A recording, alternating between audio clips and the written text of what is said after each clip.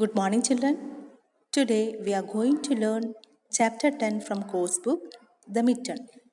The Mitten is a folk tale. Folk tale means it's a story from particular place passed from one generation to another, that is from parents to children.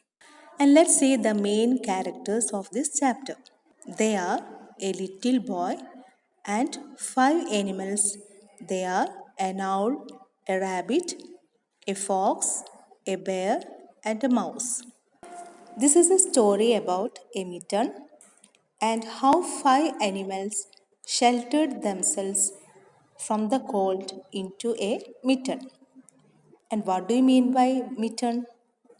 Mitten means a type of glove with a single part for all the fingers but the thumb which is in a separate part.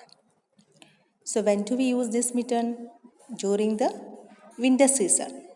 So let's have a look on page number 60. Here we have small activity that you have to unscramble the letters to get the names of these items that we wear in winter. So look at the pictures carefully and unscramble the letters. Now let's understand the summary of this story. Once a little boy lost his mitten while playing in the snow. After some time, an owl found it and decided to sleep into a mitten because it was cold outside. Just then, a rabbit came and asked if he could get into it as it was cold outside. The owl let him in. Then came a fox, a bear, and finally a mouse. And what happened to the mitten? When these animals entered into the mitten became bigger and bigger. But the animals managed to get inside the mitten comfortably. Just then the bear sneezed.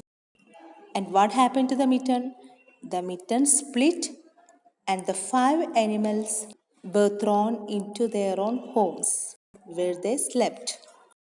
And you can see that the bear landed in a cave and the fox landed in a den, rabbit landed in a hole in the ground, and the owl landed in a hole in a tree. And where did the mitten land? The mitten landed at the feet of the little boy. And the boy was surprised to see how the mitten had become so big and got torn. Here you can see that all the animals are accommodate each other. So hope you understood this chapter well. All of you read this chapter and complete your work. Thank you.